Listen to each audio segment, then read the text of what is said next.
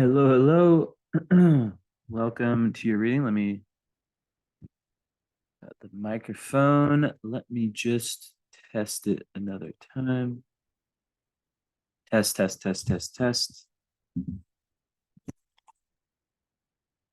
Test, test, test, test, test, test, test, test.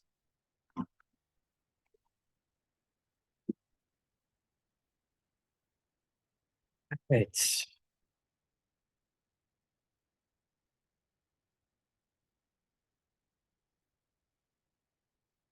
Let's do this. This could just stay steady. All right, so hold the chart up here and on my computer. First time I've ever used my iPad for charts. It's kind of cool though. There's the back. Actually, screw this microphone. I like to be able to walk around. Probably go back and forth with the mic. I just want to make sure this works. Okay. So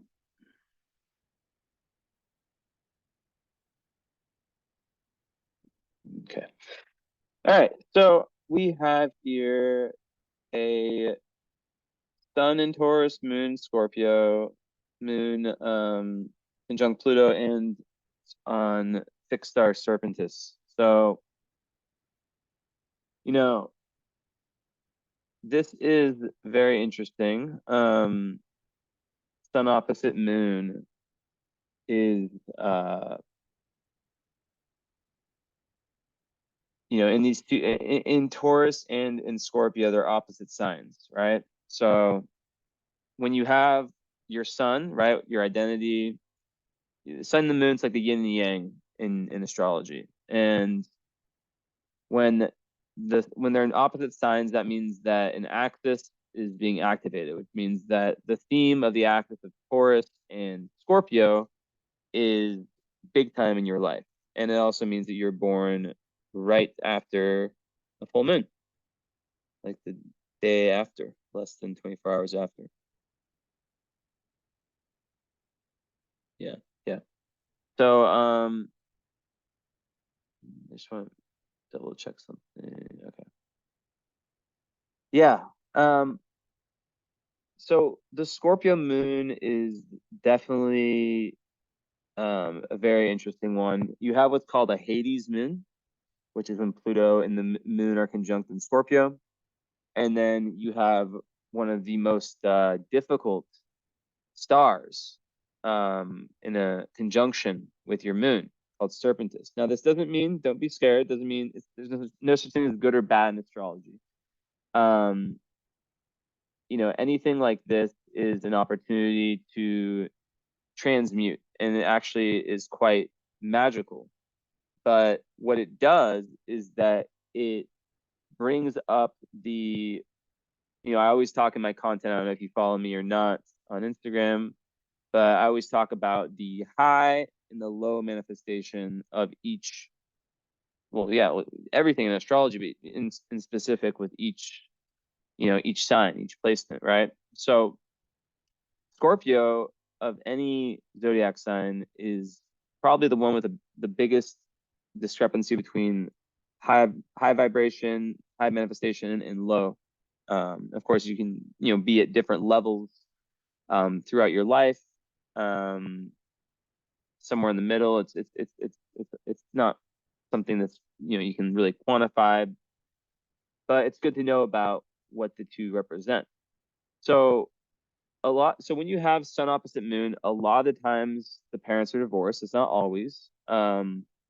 Typically there is some disconnect between the main message that you would have received from father and mother, right? Um, if there's no divorce, usually there's really on a psychological level, there's two parts to the personality and to the psyche that are conflicting, right? So Taurus, obviously people know about their sun signs. I don't really go too much into it, but it's an earth sign. It's a very grounded energy. The thing about Taurus though is that Taurus is about peace, and sometimes one of the difficulties that Taurus have, and the kind of astrology I do, it's karmic astrology. I have my own style. I taught myself. I'm more about, I see the chart. There's different lessons that we have to learn each lifetime, each incarnation, or if you don't believe in reincarnation, this, just in general. So I want, I want to leave people with, with ideas of, I'm not just like patting everyone on the head and saying, oh, you're perfect, blah, blah, blah.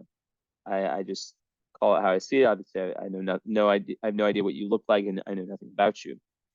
But I just wanted to make that clear that there's no such thing as good or bad. It's just you can have someone with the easiest chart, but they become lazy, complacent, and have bad results in their life, or someone with a very difficult chart and they worked very hard and that they overcame everything and had amazing results. So, and oftentimes I see people with difficult charts who are highly, highly spiritual and big time successes in whatever way you define success.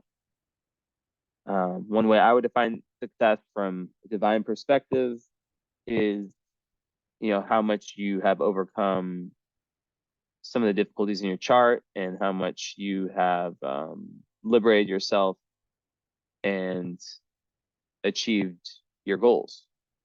So, all right. So as I was saying, Taurus, sometimes it's very hard for Taurus to take risks, right? Sometimes Taurus wants to stay a little bit too much in its comfort zone. So Scorpio is the opposite sign, and so Taurus is earth, it's stable, right? Scorpio is water, it's very emotional, and it's about the opposite, which is death, rebirth, transformation, right? Very Scorpio people are always going through, especially when it's your moon sign with Pluto, there can be this theme of crises where karmically, by fate, there's certain occurrences in your life that push you to this death, rebirth, transformation that's needed.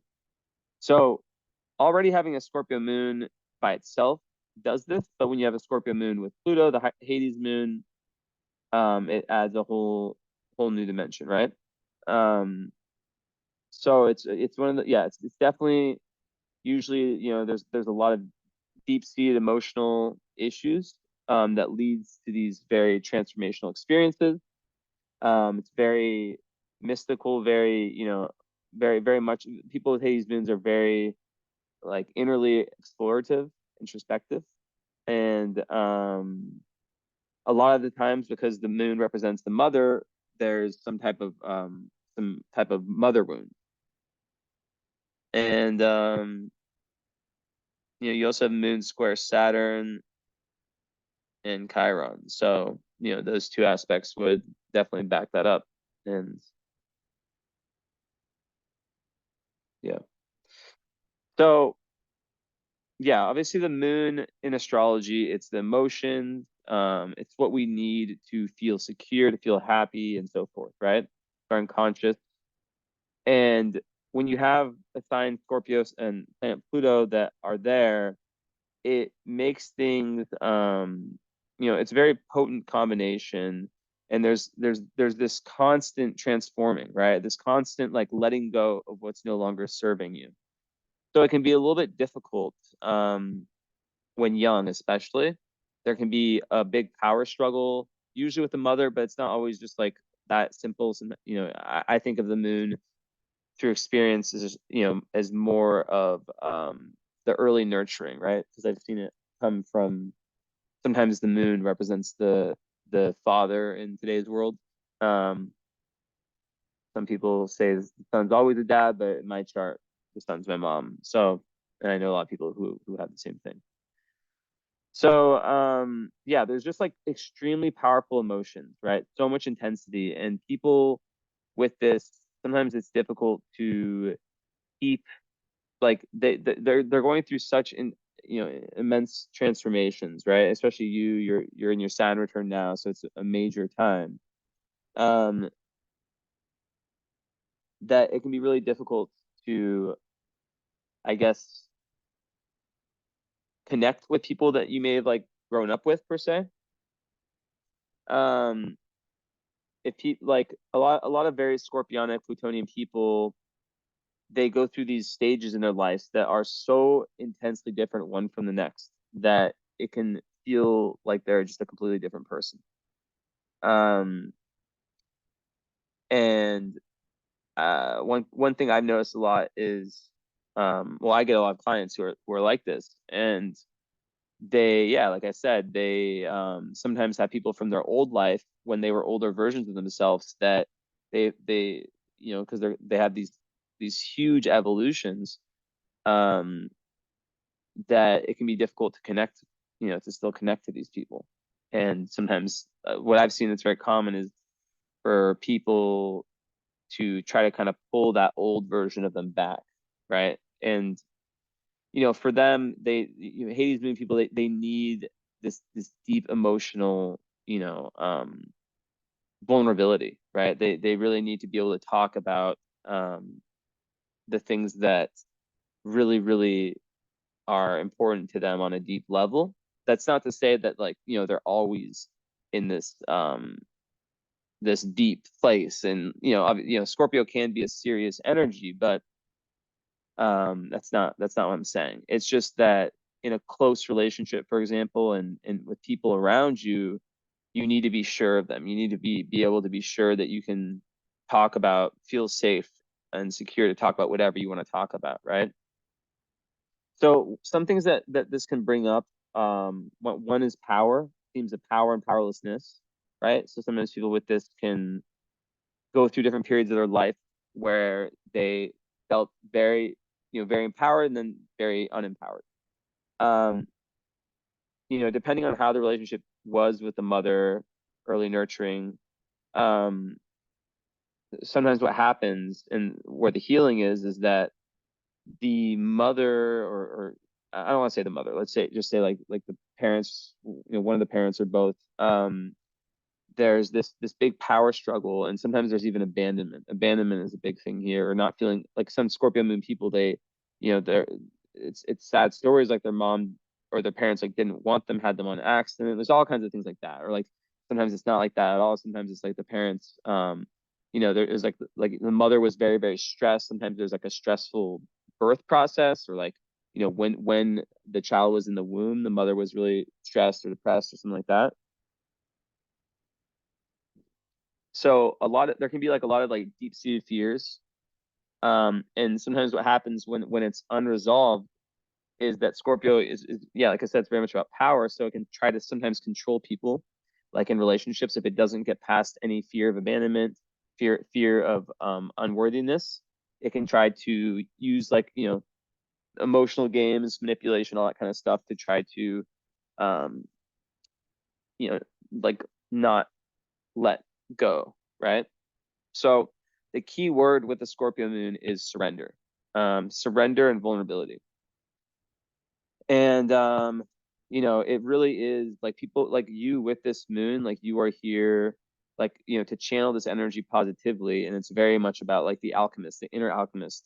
And there's profound emotional healing and personal growth. And it's kind of like, it's like you have this for a reason. You had, your childhood situation for a reason, because you're here for a big karmic goal, right?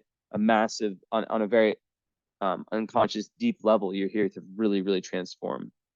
And so with Scorpio Hades moon, it's like really, really important, like meditation or something, that some kind of outlet that helps you understand kind of your own personal underworld. We all have a personal underworld, right? But it's Scorpions are very, very, very emotional people. But sometimes it can be difficult, because sometimes they feel like expressing that in the past was not safe, and led to trouble. So sometimes it's very difficult for them to do that. So that's, yeah. but if these things aren't tackled, they just build up more and more in the subconscious and come out in different ways, right? Unforeseen ways. So that's why, you know, it's all about this. It's really pushing the person to truly transform. There's no bullshit. There's no, like fairy whatever blah blah blah. It's like they're very they tend to have. It's not always that they have trauma, but it is, like a big, it's something that happens often. And um you know for them, like maybe like for someone else, maybe like the ramifications of not dealing with the trauma, I mean, it's never good. But for the Hades moon person, it's like they have to deal with it, they have to. So that's why they have these very deep conversations. They tend to have a very, like, this this mystique, like this very, like, kind of mysterious, dark. Dark, but not like in a bad, not in a mean way. Dark, just like this very Scorpio is like kind of like a dark energy, but a lot of times it's very sweet, right? But they, yeah, feel things really deeply. So with, the mother, typically, right? I'll say mother, but you'll know what or who I'm talking about. There is a lot of need to like cut cords and really, like, it comes from past lives often. What I've noticed is that it seems to be a past life back and forth a lot of times between the mother and, between two people. And there's this kind of like, imagine in one lifetime, one person's mother, one soul's mother, and the other person's child. And then they just keep continuing this back and forth until there's some forgiveness and some real love. So um you know and love is, love isn't really the right way of saying it. Like, like there could very well be tons of love, but like, forgiveness and understanding, of just the humanity of the, as we get older, we start to see our parents as just humans, right? Just like when we get to around, the Saturn return age where you're at right now, we start to see, okay, wow, like, parents are just humans like I am, you know. So yeah. What else about that?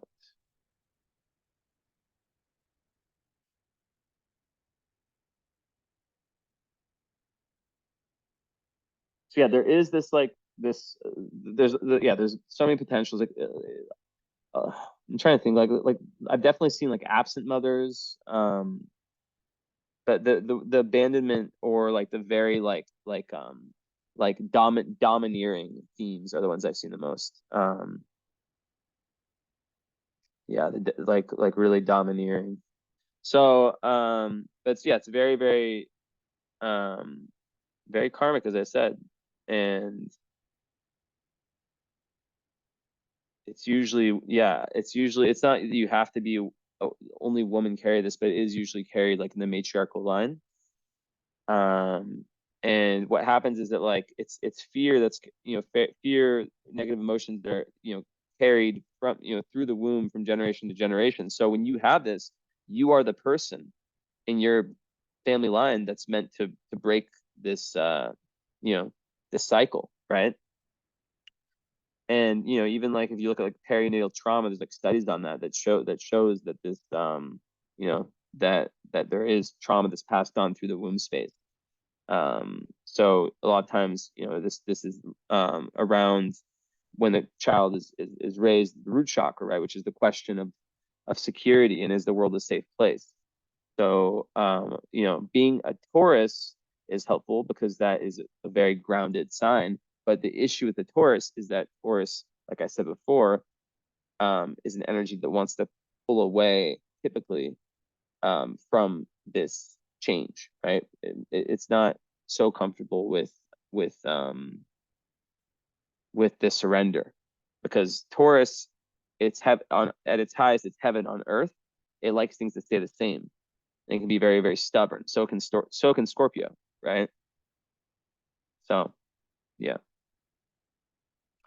But back to the root chakra thing, yeah, the Hades moon child usually enters the world feeling like it's unsafe. The world is unsafe, because the womb, did not feel safe, right?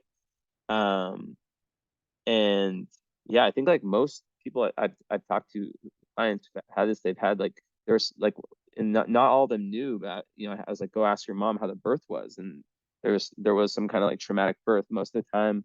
Um, I had one client who like nearly died when she was being born. And sometimes it's like a almost like a fighting not to incarnate again, not to feel pain again. This kind of school of earth, right? Um, so yeah, and there's this real kind of clinging to the mother usually, but a lot of times they're kind of like pushed away. So it can keep like Pluto sometimes is like this energy where people can hang on to like something that's negative, even just because it's comfortable. So there is that big need to leave that, right? So it takes a lot of courage. So yeah. Um,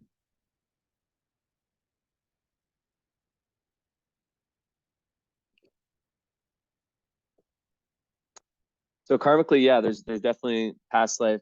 Let me see. Yeah. Past life energy, like where you're really like it's a very important lifetime for you, for 1,000%, because you are confronting like a lot, like a very, we all have like each lifetime we are confronting, we're not confronting all of our karma at once, right? So you know, it's little by little. And when you have this Hades moon, you're most definitely, this is the lifetime that you chose to really confront something massive. Um, so it's definitely the sign of an evolved soul. And you chose this lifetime as the one to really, work through some of the most, difficult karma that you have. It's your personal underworld, your soul's underworld. And it's, about releasing. It's like when you're cooking, and the process of releasing the unwanted part. I can't think of the process is called, but when you're cooking, through the cooking, you're releasing the unwanted parts of the food, right?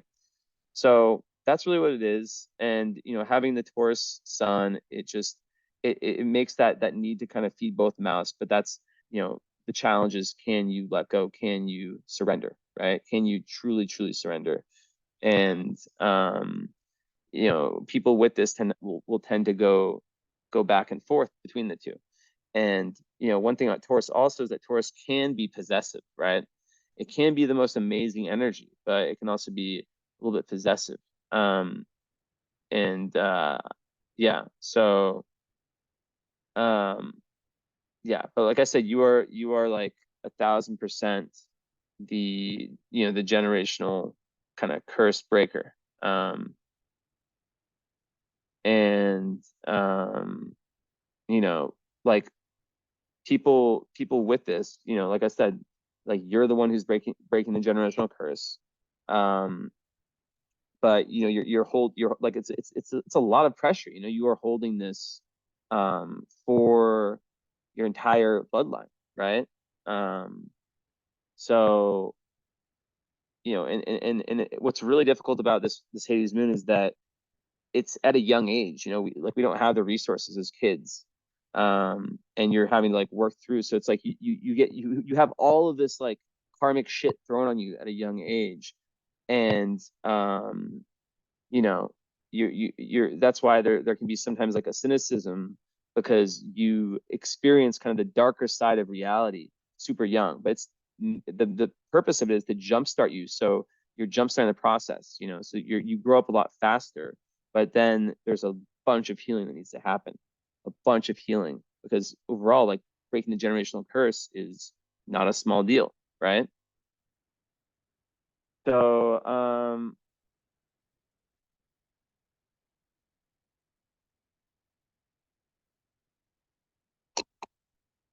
yeah, it's very magical as well. And to have Serpentis, it just kind of highlights that there is that potential for alchemy, but there's also that potential for for really having like the most difficult, energy of Scorpio come out. Uh, the power play, the manipulation. So if that's something you're not doing, that's something that you've been able to get let go of, then that's crazy. That's like you need to pat yourself on the back. So healing it, things like dream work, obviously meditation. I said anything that kind of gets you into like those deep seated emotions, and that helps you kind of energetically lighten your load, right? Um, so it's not an easy process, but also the it really, like, a big part of it is also having that self-compassion and forgiveness, as I said, right? Those are the most important things. And just being patient with yourself. Like I've had clients with this who have like a level, or have had a level of self-hatred, and just really really tough times, because the Scorpio moon, you go like up and down, right? So the partner you choose, the friends you choose, so important. um and like, people with this, like, they have like a built-in like detector of like bullshit and of realness. Like there's no, like people with this, they are real. And if they're manifesting like the lower energy of it, um that's because it's unhealed. But like the healing is not, it's something that it's massive, and it comes in waves, right? So people with Hades moon are really like, they're really like, they're alchemists. Like I said, they are literal alchemists, because they're healers. They're meant to be healers. I'm not saying it's their job, but they're meant, like you're already, by being someone, and it sounds like a lot of pressure, but it's not. Like it's not like that. Like it's not like healing the bloodline of the family. I mean, yeah, it's a big deal, but you, as a soul, you don't sign up for something that you can't handle. So there's a lot of purpose in someone's life who has it, right? And the rewards are massive. A joyful life, and especially right now, around the Saturn return, that's a huge time. But there is that psychic cord between you and your mother, so some kind of cord cutting is really important. And also getting in touch. Where's your Chiron? Getting in touch with the inner child. Is your Chiron in Leo? Let me see. It is. Yo, I swear to God, I did not see that. I just get happy when I correctly guess the Chiron placement. I knew it. So that leads us to another part of your chart. Your Chiron and your Mars and Leo in the second. So how would I guess that?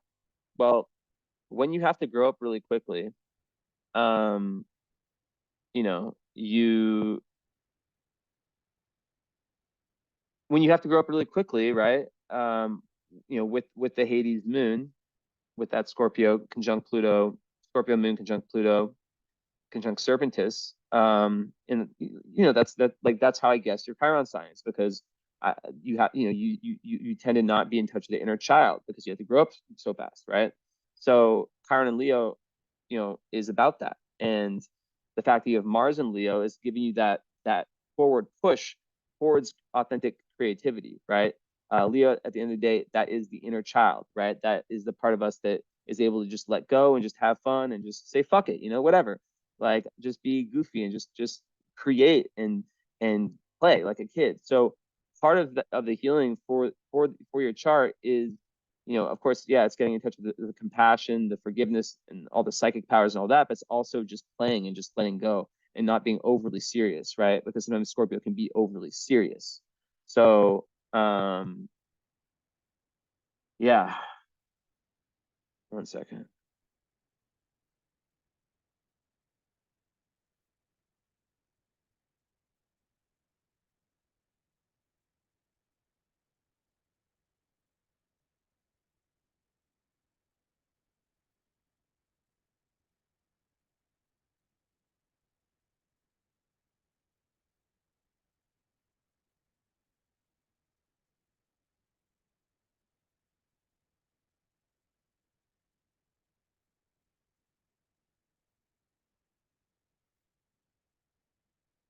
So yeah, yep. And just knowing that, like like the more, if you can find a way to get into, like you have like insane mystical powers, like if you can find a way to connect to your past lives, like that's so huge. Past life regression, stuff like that. But anyways, yeah, so Mars and Leo is big time about play, right? And there's like the core of Leo is authentic or self-expression, right? We like it's like the metaphor of like I'm creating for the sake of creating. It's like art therapy, right? Where you just draw, or you paint, or whatever for the sake of getting to know yourself better, not for the sake of anything else besides that. So yeah, the Mars and Leo, it definitely helps you out a lot, and it can kind of take away from this really intense Scorpio energy. And there can kind of be this like push and pull, right? Where it's like sometimes you're really, really in that energy, and sometimes you're just trying to like, having a creative outlet. Also, a physical outlet would be really, really good too. And then Mars in the second house is really good for it gives one like a lot of drive to make something of themselves, like financially, and also developing a strong set of values, right? So backing up a little bit, I just thought that was interesting. Well, actually, about the Chiron. Chiron is your pain. So, and what how you're healing, like you as a healer, like where you need to heal. And the fact that it's in the second house, also that is about, self-esteem. But also it could relate to financial issues, financial insecurity or fear of that. Um, but that's just one. It can be that external, like the money, or like I said, like early emotional wounds leading to like the poor self-esteem. So it really represents that true search for self-worth. And a lot of times, being able to like go through that early healing. So that's why I always tell people with charts like this, it's like the first 30 years are so fated. You didn't consciously choose your parents. You didn't consciously choose, like most of the important people and environments and all that in your first 30 years, right? So like now is a reset. And after this, if you want to have, what most people do is that if they have their Saturn return, they do the follow up, which you already have, and then they add the current astrology with the Saturn return to it. I give you a $50 reduction on that. So you just gotta let me know if you're interested. And that's not a long wait. That's just like, you know, maybe 2 weeks or something like that, whenever my next opening is. So you have to let me know. But yeah, so that's a big part right there. But yeah, the moon is square. It is doing it what's called a T square with well, actually the Grand Cross. So well, actually wait, hold up. No, it's not. No, it's not. It's not because Saturn. Yeah, so it's a T square with Saturn. Well, she has a T square with Chiron. So Chiron, Sun, Moon, and Chiron. So Sun square to 90 degrees to Chiron. Chiron square 90 degrees to the Moon, and it shoots out in Aquarius. Interesting. Um, and ninth, eighth house. So that's literally saying, once again, that the resolution of this, like, and the square of Chiron to the Sun could represent, wounding with the father, and kind of difficulty shining in your life because of some childhood wounds, right? Usually this one's connected to the father, and usually it makes someone like lack confidence early on, feeling lonely, all that kind of stuff, right?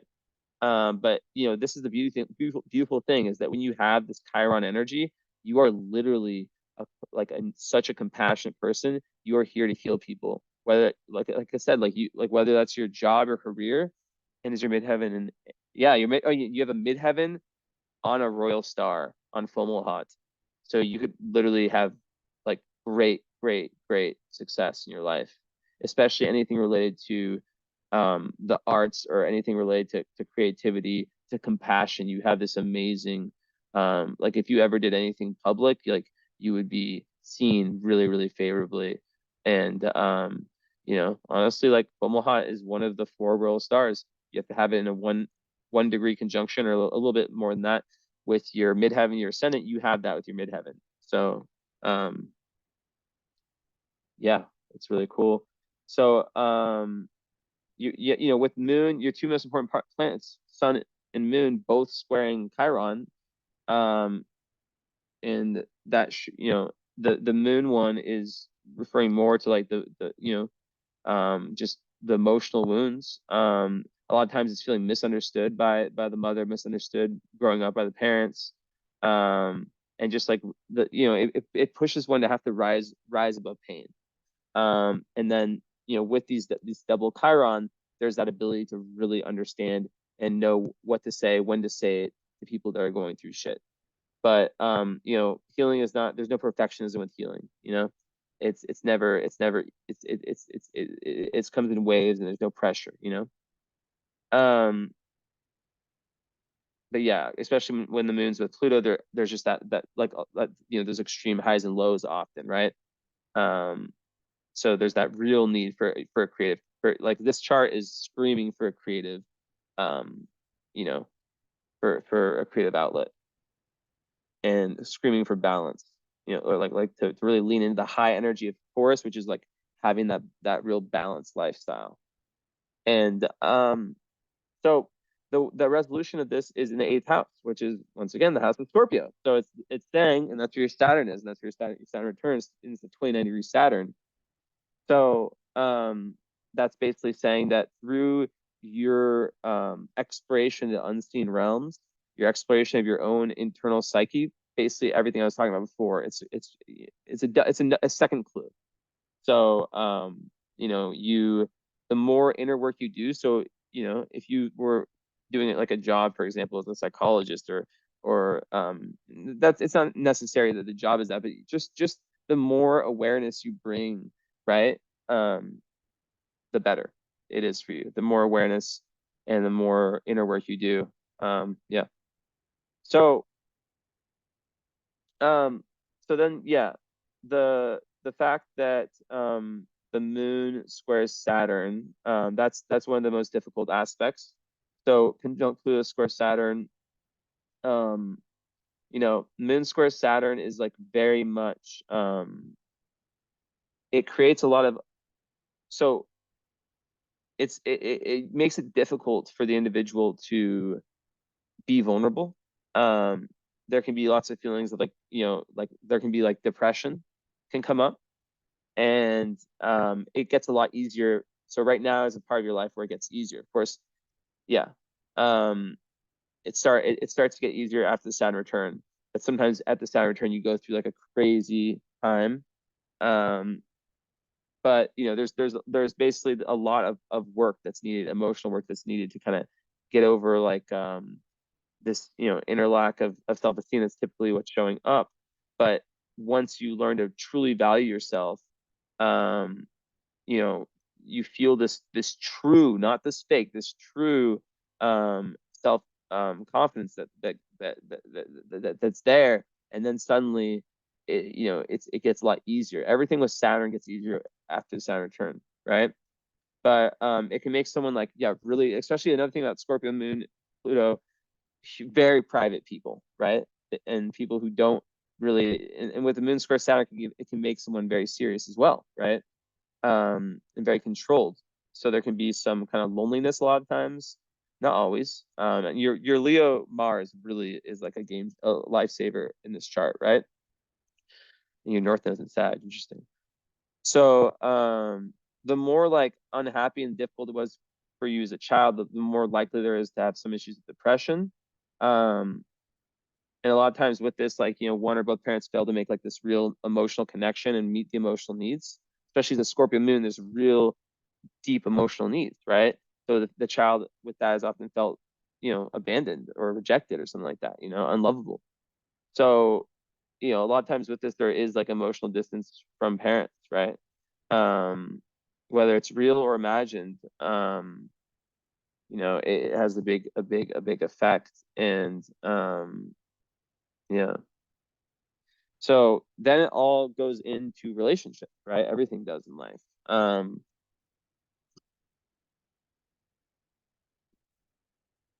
So of course, like I gotta say too, like if, you know, someone important did kind of come in at this, you know, at the critical stage of your development, you know, it can actually lead to a healthy self-respect, right?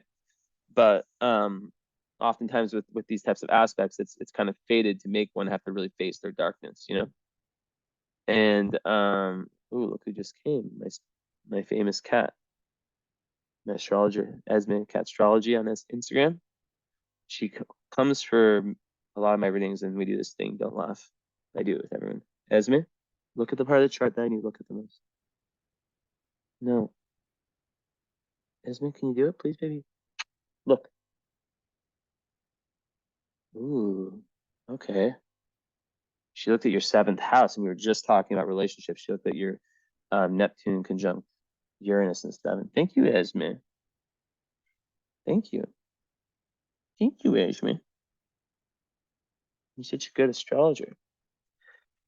At EZME Cat Astrology. She stole my backup account, so she has like 4,000 followers. But she's really good. She actually is. So yeah, I guess the main thing with this one is, yeah, just like isolation, and like it's like you like with the Scorpio moon, you want to get all that stuff out, all that emotional stuff out, but it's just so difficult with the Saturn.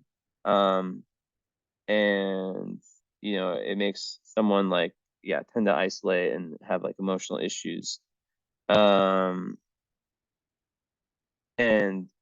sometimes with this there can be like, you know, if there was like a lack of kind of connecting with other people, there can be, you know, the social issues that can come from that.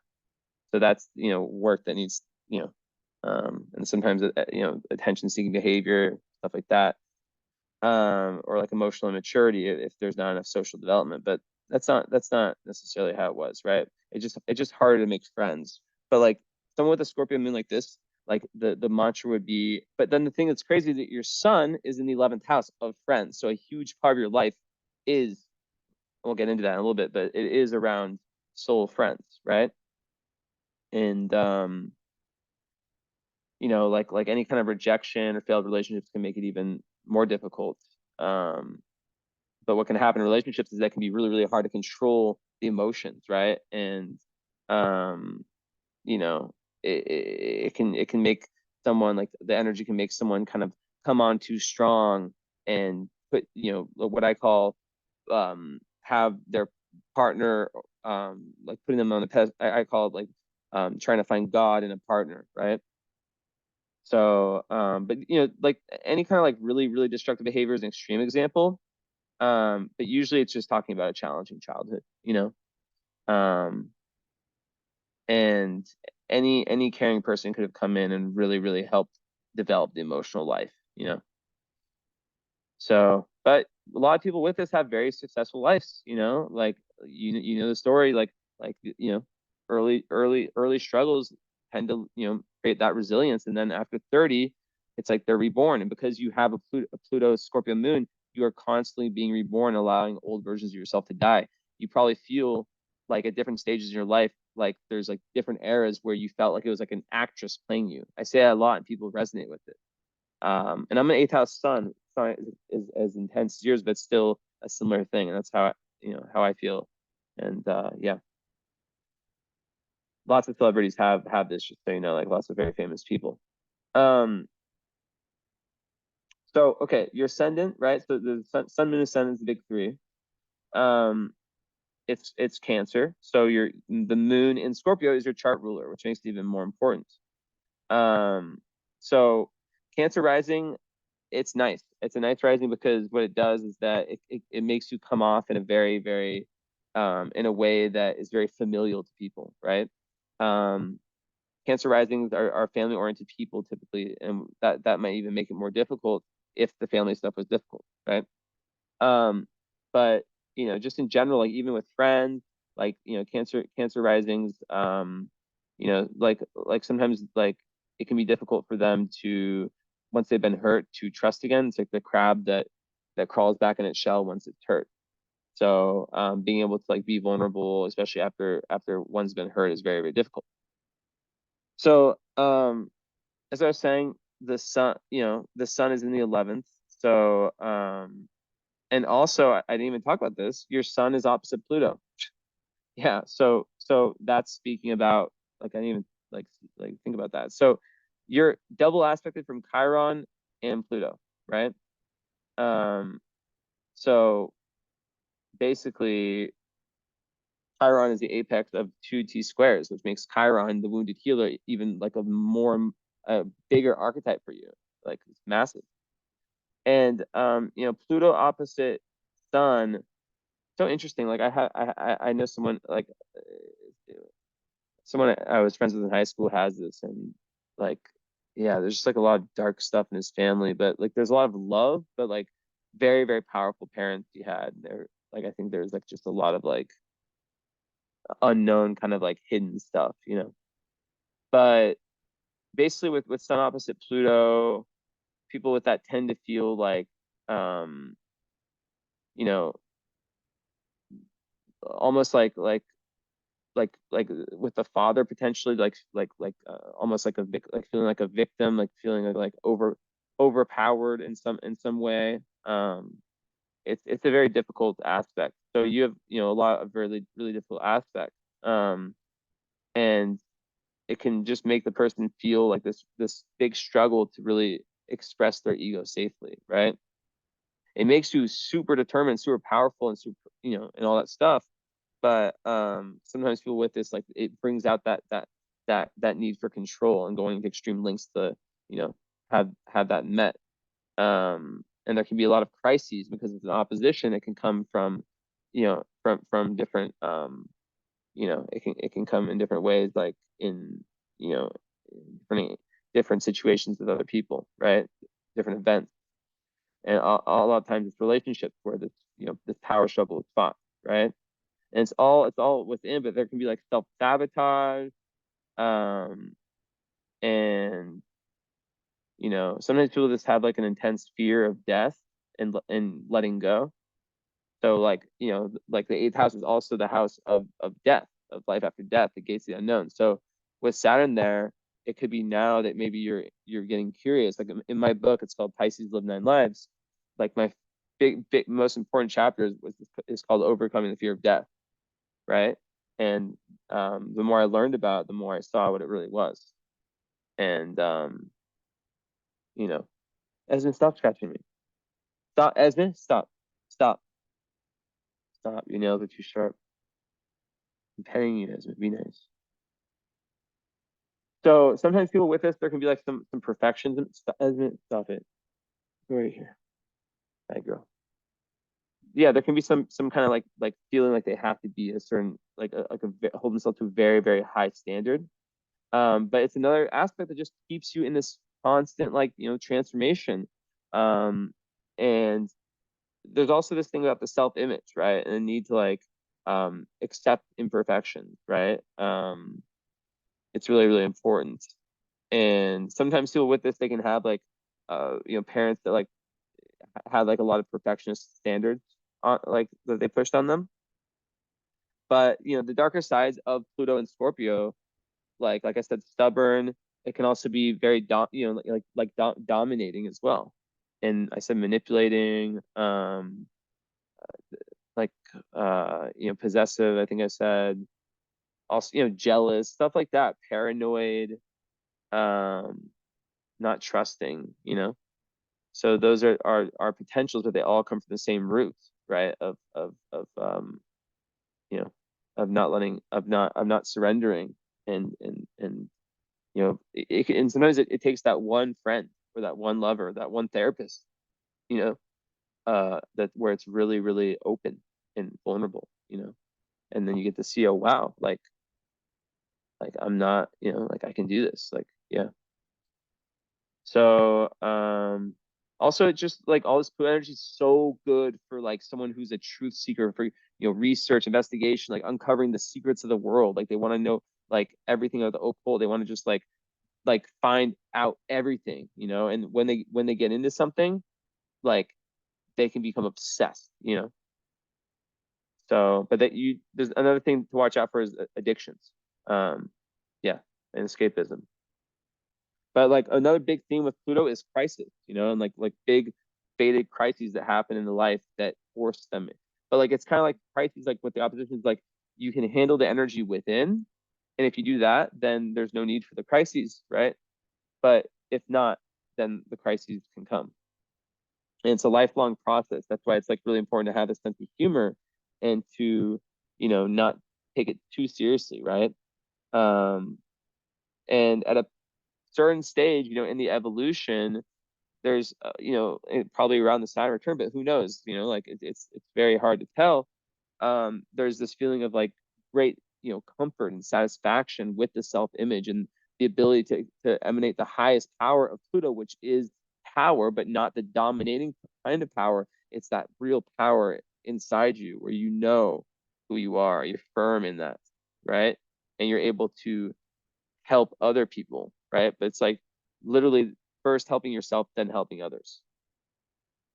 And it's also like very prominent in people who have real positions of power. Pluto is the powerful, it's the person who runs the show behind closed doors. So yeah, the 11th house sun, that's the area of life where you're meant to shine, and that's groups of people, friends, and also like with like big time, like the kind of ambitions and goals that take a lifetime to build. So because your midheaven's mutable, it could be, different career changes through life or different changes in like the main thing you're doing. It's in Pisces though, so there could be some compassionate spiritual component to it. And it's ninth house midheaven, so like it would make sense, like job, like for what you're doing with your time, like the more that you're able to tap into your own emotions. So if you are some type of healer, by healing other people, you're healing yourself, and that's like the best thing, being of service in some type of way.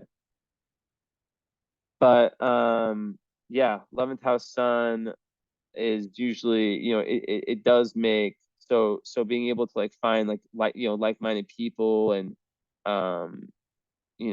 just being able to find that group of people, that you really connect with, and alliances, and also it could be all about humanitarianism, right? Finding a cause that you really, really believe in. So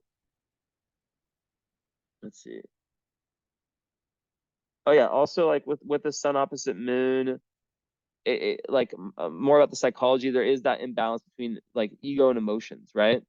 And masculine and the feminine part of you, right? The Scorpio feminine part, and even though Taurus is technically feminine, yeah, it's still the sun in your chart. So it's just like, it's really figuring out, okay, what does my Scorpio side need, and what does my Taurus side need, right? How do I feed both mouths and not just give to one like a lot of people do? Because there can be like lots of indecisiveness that happens. But then people that have sun opposite moon, so much success because they have this chip on their shoulder, right? So the more you start to see that everything in your life, like, was meant to happen in a certain way, even if there's parts that weren't so nice, everything changes. It's all about perspective in the chart like this, So really, really important. Yeah. So also with your Cancer rising, like that will make you, so like people will see the Cancer and the Taurus. There's such chill energy, right? So laid back, very much loving the home, very much, kind of like taking it easy, all that. So people will not, until they get to know you, see like understand that intensity and all the Scorpio stuff I talked about, right? Even though, yeah, your sun is opposite Pluto, so there is kind of a Scorpio energy to your Pluto, or to your, excuse me, to your Taurus sun still, right? Um, Taurus risings are very laid back, or Cancer risings are very laid back. Taurus suns are very laid back. The moon is the most hidden part, so it's probably, surprising to people when they get to know you on a deep level, like the depth to you, right? Your real depth, and your resourcefulness, right? And your power. So what's really beautiful about your chart is you have your fourth house Jupiter. I use full sign just so you know, if you know that, yeah. So, that really gives this like inner well of optimism that during very, dark times, you're really, really able to really find like the meaning and the perspective. And also it makes someone really enjoy their homes and enjoy large homes too. And very in Libra, it gives like a very great concern for justice and for fairness, right? Um, Makes someone really, really want to be the person that kind of like people come to balance things out, right? And um, so on the topic of love, right? So Esmond McCat was looking at your seventh house. So having Neptune Uranus there in the Capricorn ruled house, so when you have Neptune in your seventh, there is the potential for rose-colored glasses in love over idealism. It's important to take things slow in that department, right? Um, Sometimes people with that they can see just the potential as opposed to the reality. And with that Scorpio energy, sometimes it could create an energy of you know of kind of throwing things, throwing too much on someone too early. Um, does it always happen like that? No. There's a million different ways anything can happen.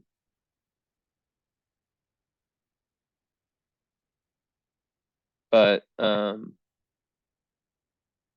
just showing you this chart on the iPad. I just like having it like this. So, but yeah, so just with that, there's definitely this real, romantic energy. A seventh house ruled by Capricorn, some people with that, they will want, especially with your Juno and Cancer, security is super important for you, most likely in terms of like the perfect relationship. Um, but then also with Neptune, that adds like a kind of spiritual element to it, like kind of soulmate energy, the desire to have very, very spiritual bond. And then Uranus in the seventh is making it so it's actually very interesting with your chart, right? Because a lot of the energy in your chart is very much about, it's more of like the kind of like, very close type of relationship energy. But with Uranus, it's not like that. It's actually it people with that, if it's too clingy, like the relationship they have, they can sometimes feel like entrapped and like the relationship becomes a sort of prison that they need to get out of, right? So sometimes they need to have a relationship that allows them to express their core individuality and where they're still growing as an individual in the relationship. So Juno, which represents like kind of your ideal mate, is in the first house in Cancer. So once again, still, um, you know, um, being able to really be yourself, or like you definitely, and you have part of Fortune in the seventh too. So like you're really at your flow state when you are in a relationship that's very, very secure and solid. It's like the foundations are very solid and you're able to really grow and not have to really worry about that person. Like trust is so like just having that deep trust. As a Scorpio moon relationship, Pluto, it's someone who can handle as a friend or relationship, people who you can say your darkest shit to and they're not judging you at all, right? Like they like you can say anything to them and they're not like no pussies. Like it has to be someone who has. I cannot imagine you not being someone who has like extremely strong psychological strength, right? So I don't think you do well with someone who's kind of like a marshmallow. I don't know how to say it. Um, and like Juno and Cancer people like that, they really want a partner who feels like home, right? Where there's a really deep emotional bond, right? Um, so that real closeness, but then also still being able to like be an individual and wanting a person who's still, there's that closeness, but then there's not like, you know, which is unhealthy, I think, for anyone, like where like your whole life becomes that person. Okay, so then your Venus is in Aries, which literally it is fucking crazy how many of my clients have Venus in Aries. Um, Hold on one second. Like I don't get it. I don't get it.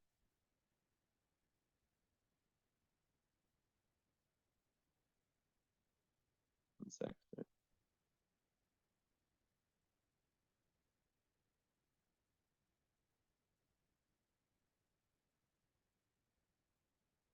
Your sister messaged me. Oh my God.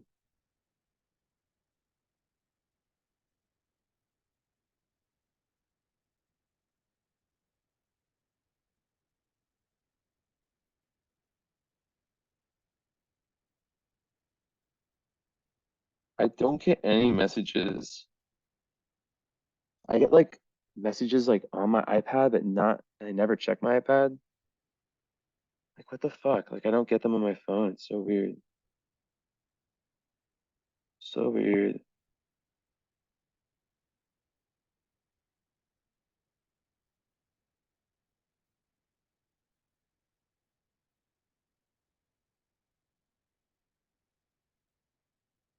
Okay. Halftime, halftime, halftime. Sorry.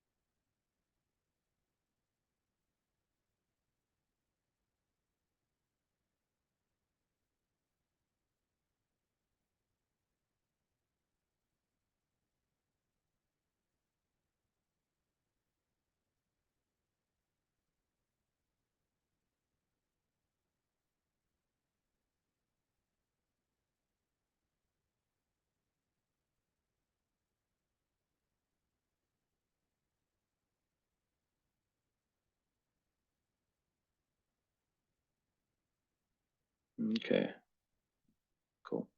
Anyways, yeah. So as I was saying, so Venus and Aries conjunct Ceres. So that also talks this kind of like that, like this interesting dimension of, you know, Venus and Aries. They do like they tend to go after what they who they want. Um, your Venus is trying, so uh,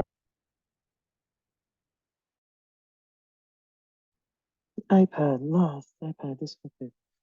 Um, so the Mars and Leo and the Venus in Aries are both fire. So that actually is really good for relating to other people. And good for loyalty and actually good for having a lot of fun in partnerships.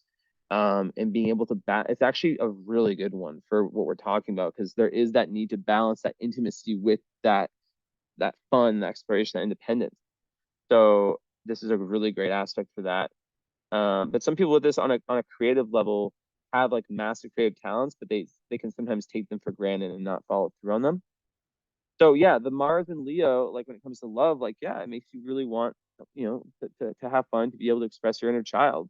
And then the Venus in Aries, it's like, once again, wanting to be able to be independent in relationships, and it gives someone a lot of firepower when they like to go after someone, but then they tend to want, like kind of with you, like your Uranus in the seventh house, a level of freedom and autonomy in the relationship, right? So they might like go after someone and then um like really value that independence and value that ability to still be their own person. And the Sirius conjunct Venus, in Aries, Ceres, it just makes one really, really compassionate and really have a lot of love for their part, for someone they're in a relationship with, right? Um, it's like being able to really, really express love and affection. So it kind of runs counterbalance. You see how this runs counterbalance to like the moon square Saturn. So they can both play out in different ways. Right. But yeah, it does there is that need to make sure that you're not giving more than you're receiving, and that's not just in relationships. But it's just super good for compassion, super good as a healer. But even with friends, like making sure that you're not just giving. So yeah, and then like Sirius and Aries, it is talking about and 10th house also. So Venus, you would be someone who, maybe like Sirius in 10th house would be someone who might choose a caring profession, right? And who maybe looks after other people, nurtures in their career. And in Aries, kind of relationship stuff and just in general, like you feel very nurturing, and you nurture others by giving people space and encouraging people to be independent, to invest in themselves, and you enjoy having that given to you as well. So okay, I can't believe I usually mention the North Node and South Node like very fast, but okay, so South Node is your past life tendency, kind of been there, done that. You're trying to move from the South Node to the North Node. So South Node's in Gemini in the 12th house. North Node is like the metaphoric mountain never climbed in past life that you're trying to get to in this life. So it's kind of like a lot to do with destiny, right? And the highest potential. So already we've talked a lot about your Pluto and a lot of the big goals already. But the North Node in Sag in the 6th house is speaking about how you are trying to leave behind past life tendency to, potentially also your nodes are trying Venus. That means that you'll have karmic relationships in this lifetime in a good, like in a harmonious way, right? And because your part of fortune is on your 7th house cusp, it's really when you're in these, you're really in your flow state when you're really in these very solid and secure relationships, right? That give you that real balance. Of course, you have to find that yourself, right? That's the goal, is that it's not rely, but relationships that help give you that real solidity, really good. But yeah, North Node and Sag, South Node and from 12 to 6, it's about the routine, and it's about like past life tendency maybe to not believe in yourself enough and to sell yourself short, and to maybe have all these big ideas and dreams, but then not follow through. Not like, let's say it's like a creative, let's just example, let's say it's like you're a super good creative person, right? You're like, oh, I'm going to do this, I'm going to do that. But then you don't realize, like, okay, in order to do that, I have to first do this, then I have to do this, then I have to do that. Like there's all these steps. So also it could speak about self-sabotage. And because it's Gemini to Sag, it's saying that the way for you to get there is to increase your wisdom and increase your awareness of the world and increase your worldview and have a very open mind. Because South and Gemini people sometimes, so you're meant to travel physically and metaphorically in this lifetime. But yeah, so there can be sometimes an issue with that though, with South and Gemini people, because sometimes they feel like they just want to stick around like what they know, the places they know. And as a Cancer, that could be the case. And places, people, that kind of stuff. So it's really about finding people from different cultures, finding people from different philosophical backgrounds, really taking philosophical risks, right? Now, also Pluto being in the 5th and the moon being in the 5th, I didn't even talk about the fact that's reflecting you having this great creative destiny in this lifetime. And that a 5th house moon, like I have one too in Sag, though, it's like you are, you really, really need, like you have an emotional need to express yourself creatively, So even if it's like writing poetry that you don't show to anyone, like something like that, is really important. And if it can be through your work, that's the best, and creativity can mean anything, Um, so yeah, but yeah, the North Node and Sag is really, really about like not having too much, like such a scattered, like it's like a one pointed vision. It's like the arrow instead of like 20 different arrows, one or two real sharp, intense arrows, right? Because yeah, sometimes, yeah, there can be like a tendency to kind of like just do too many little things all over the place and then not, advance because your energy is too scattered, right? And also being decisive in this lifetime, right? Which comes from having that sense of direction and that real higher vision, right? Perspective. But yeah, the best way I can talk about the North Node 6000 is just like it's a quest for responsibility and really just like staying true to yourself and to, I'm doing this, okay, I'm sticking to it. And not allowing yourself to escape into fantasy and being productive but not being too hard on yourself. And then that speaks to the fact that you have Black Moon Lilith, which represents kind of the more darker side. And also before that, you have Venus in the 10th house. That's really, really good for career. Esmond, stop. Why are you scratching my microphone? Go away. So yeah, Venus 10th house actually is very good for like a very beautiful career and a career that might be in something, 10th house, like, so it could be something entrepreneurial, but it could also be something very compassionate with the midheaven and Pisces, right? On FOMO hot. But then, yeah, so that just adds like kind of not luck, but like a good energy that you're gonna, that you for your career, and that you'll get along with people you work with, and that you'll have like good energy in that area. That's really good. But Black Moon Lilith, right? That's like our darkest kind of like, it's not a planet, it's a potential. It's us. It's like how we defeat ourselves. So in Pisces, that's about playing victim. It's about living in the fantasy world, not living in the real world, right? Not saying that's you. I'm saying that like the way, it's just about facing up with responsibility, right? And not using like a lot of like it could also be like shying away from like those deep connections, right? Because they're too intense, like believing that these are too unstable. So yeah, and that happens with some people with water moons that are so intense, is that they want to repress their emotions. They don't want to truly open up. And of course, it's easier for a woman in today's world. Like men, if I was doing a male's chart with a Scorpio moon, I've written an article about this, Scorpio and Capricorn moon. It's so fucking hard because of the programming in society about be a man, blah blah blah, right? So yeah. So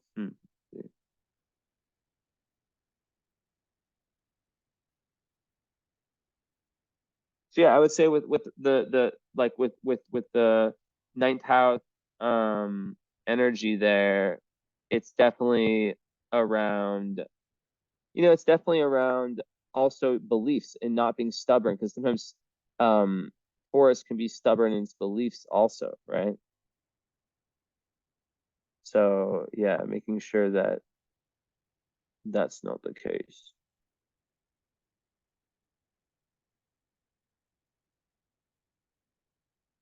Um, let's see.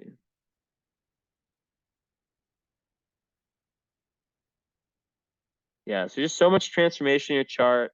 The eighth house Saturn, that can give one like a very serious, like it can make someone, yeah, feel very overwhelmed by intimacy and be very like, restricted in sexual expression. But the more, like I said, the more you probe into the deeper issues in life and the occult, esoteric, and like it can give you like a very serious, like organized ability to really study things like astrology or spirituality, occult, anything that you're interested in, philosophy, whatever it is, right? Psychology, big one. Um, so you have Pallas conjunct your midheaven, which is super good for career because it gives you this a real ability to see the big picture with respect to like your big picture moves, not just career, like dharma, like where you're going in life. Um, and be have like a very philosophical outlet to it. And the fact that you have Pallas and Pisces, that's like a very psychic placement for like third eye being open, and being able to really like um just have a strong intuition.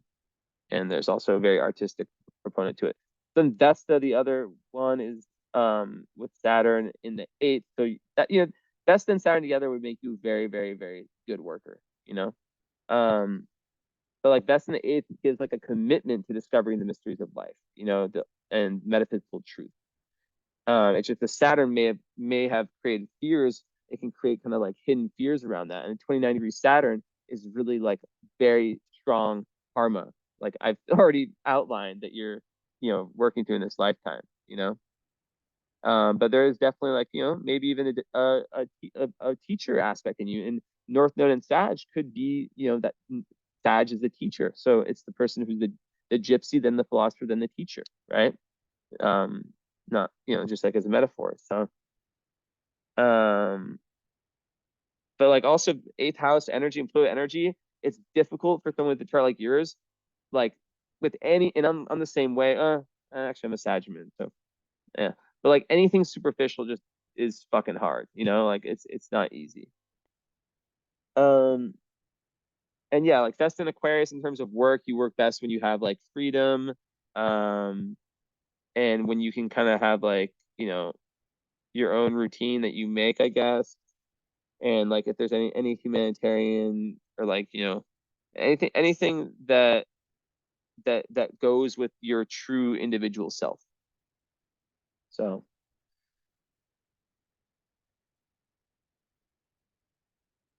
and yeah, Vertex and Scorpio, it's like it's already said it, it's like through these really intense experiences, that's where your doorway to higher awareness opens up, right? Um, so yeah. And the fifth house, it's through love and creativity, inner child that you have, it's with your moon vertex. So it's like, the more that you open up, that's, all the Hades moon stuff I was talking about, the better. Okay, let's see. Now let's open up this. Actually, let's do this first.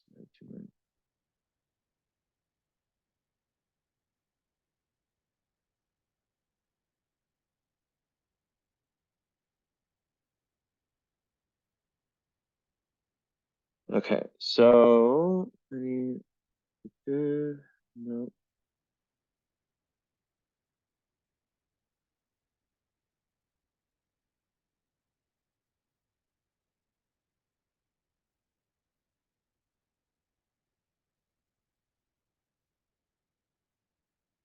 Also, you have Mercury square Mars, which can just lead to like so many ideas coming in, like difficulty with concentrating.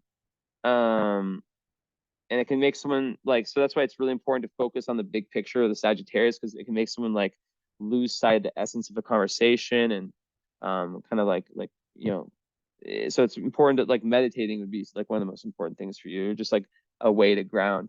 Also, you have Saturn conjunct the midheaven, so that's like the best place you can have your Saturn, and it's like slow and steady wins the race, but it is so common for like, and it can kind of push back that ultimate success for the first 30 years, but and also like, not make, it can be difficult for like popularity sometimes, um but that's not necessarily like high on the list, but it definitely makes you super respected. And like if you're like in the business world or in any field, you'll be someone that like can be an expert, and people can call on you and see you as like you really have like the face of success, you know um but there's always, early frustrations and setbacks for the first 30 years, um but it's really this cosmic apprenticeship, and in time you just like you gain that respect, and then before you know it, you're around the age you are now, and you still have that grit and determination, but none of that bullshit that's holding you back. So yeah, like my mom has that. I know several people with that, and it's very good for success.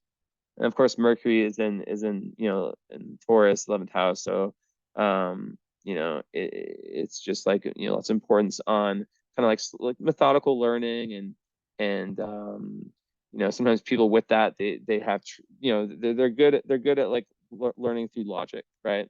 And with your pals in Pisces and all your other like very watery energy, it's just like sometimes people with the Taurus Mercury's rely too much on like things needing to be proven, but I don't imagine that that's you with all the other energy in your chart.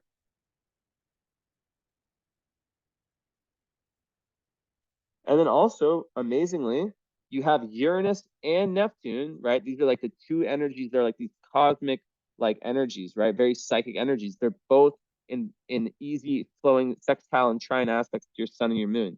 your sun trines both and your moon sextiles both. So these are easy flowing aspects.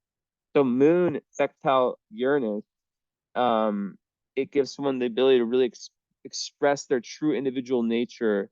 And also it's less than degrees. So it's like moon, it can make you like really get downloads and like really like just know like cosmic information and be very, like it's like a psychic placement. I don't know how else to say it. And it gives you an ability like, yeah, to kind of like express yourself in that individualistic way and maybe not, yeah, like over time not give so much of a fuck. And then with Neptune and Moon, it's just like amazing for spirituality, for art, and for creativity, and for just like, you literally have the cosmic wisdom like at your doorsteps. Like it is there. It's just a muscle. It's like the gym. It's just a muscle that needs to be applied. And then with the sun, that those same energies go to your to who you are, right? So sun trine Uranus, that makes someone like very inventive, unique. People are attracted. It's not a kind of Uranus that's like, oh, look at that weirdo. People are attracted to the sense of individuality. And it makes you like interested in, less like kind of like unusual things, but it's very genius, right? And then with Neptune, that's just even more that creative, intuitive energy, and super artistic. Sun trine Neptune, oh my God. And very warm too. It definitely adds a lot of warmth, which I already said you have that. But yeah, the Sun and Neptune is going to add a lot of that. But yeah, ascendant square Venus can be a little bit difficult because um, one can sometimes feel like they're not beautiful or like struggle with like kind of like feeling like worthiness on that level. So yeah, it's just one of those things where just the more that one works on just like doing things to make themselves feel special and all that, and just realizing that you are, um and yeah, just a lot of the energy is just difficult karmic stuff that you as a brave soul decide, I'm taking this shit on, fuck it, let's go. Let's see here. Look at that. So you have one of my favorite asteroids, Amor, rising. So Amor is about universal unconditional love. So that's amazing you have that, because that's literally just like you just have this for humanity. Also, you lack the elements of air, so it's important to be able to um see where other people are coming from, like to really be able to like walk a mile in someone else's shoes, right? um and also just like to practice communication, to really like make like a big effort to yeah to kind of to communicate effectively.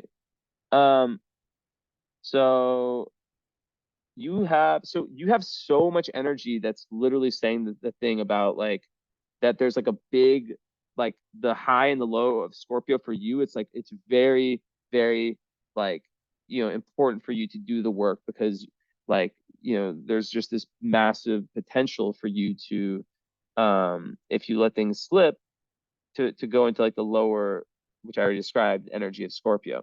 So it just raises the stake. It's a karmic thing, because it's a cosmos just being like, okay, he's gonna get it right. He's gonna get it right. Um, yeah, because it's Serpentis and Dark Moon, and yeah.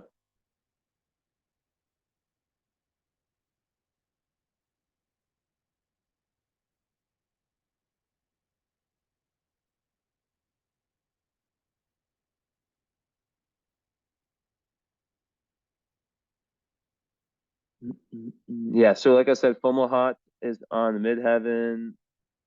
Industry on Venus, that could mean that like you could have a career as an artist, or just like something that's really good for money. But also 8th house Saturn, it means that just be careful. Don't get into debt. Well, I guess that's more Neptune, but like, you know, just be responsible when it comes to finances, you know, because there can be some karmic lessons to be learned about that for sure. But like the more you align yourself with spiritual values and like as long as there's not obsession with the financial, then things start to like really like become very, very good in that area. Um, let's see here. So yeah, Homoha, midheaven, that's just like very like honors, you know, lasting honors, high spirituality, high, you know, very, very like it's like divine inspiration. Like it's a real star, it's beautiful. Um, so yeah.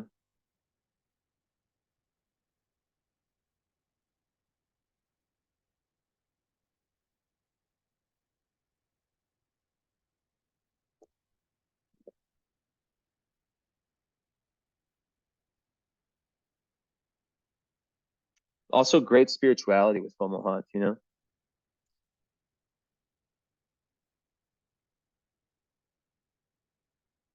And yeah, it's a Venus and Mercury star.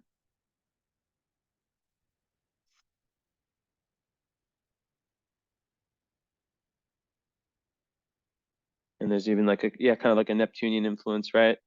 So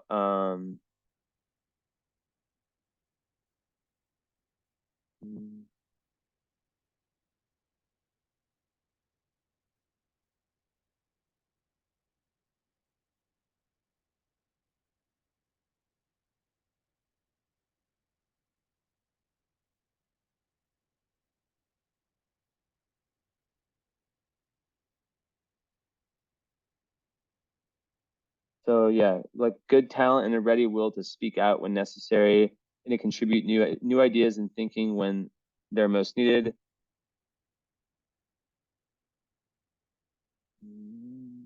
Okay, here it is.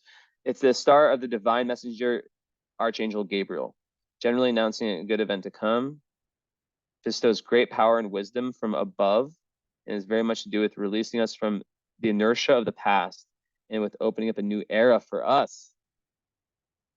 So interesting.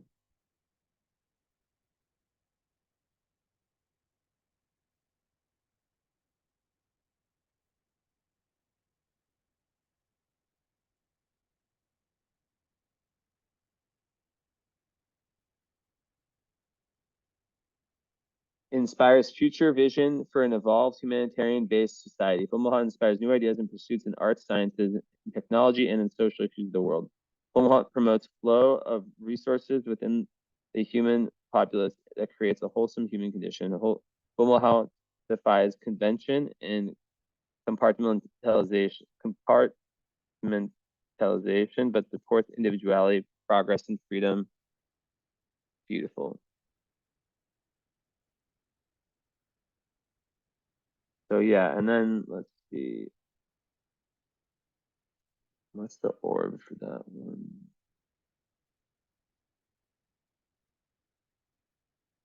Hamal with your Mercury, that's just like a star that gives like a great determination for the mind. Um, Also greatly influenced by the marriage partner, and it's good for friends and good for strategy and being very tactful, as I said before. All right, what a reading! That was beautiful. I love that. Probably my favorite reading I've done in a while. Honestly, I love this. Your chart's so interesting, and yeah, so please let me know if you want to. I guess your sister's communicating with me, but yeah, let me know if you want to do, you know, well, you already have the follow-up, so let me know if you want to add the current astrology with the Saturn return. I would only charge you $20 more for the Saturn return. Usually it's a lot more, but you know, whatever. It's just like it's another chart that you can create for the Saturn return. So I would be doing your solar return chart, which is the chart for this year. I'd be doing your transit report, which is all the transits. Your progressions, it's called a progress chart. It's kind of like your evolving self. Solar arc, which is similar to progressions, a little bit different. And house, you know, what houses all of the outer planets are in your personal chart, which is very important. and also the progress chart, progress lunar cycle, which is really intense stuff. And I'll tell you, I don't even know what my prices are. I know that there's a sale. So, let's see.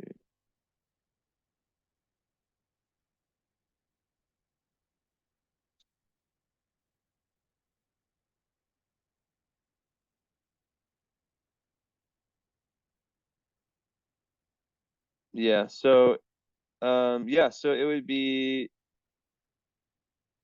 I would give you $70 off. You just have to remind me. It's usually well, actually wait. Yeah, well, with the fee actually, so yeah. So it actually would end up being, it would be a $50 like coupon basically. And it's 370, which makes it 320, but it's around that much in fees anyways. So yeah, let me know. And thank you so much. And I hope you enjoyed, and talk to you later. Ciao. And Esme says bye too. All right, bye-bye.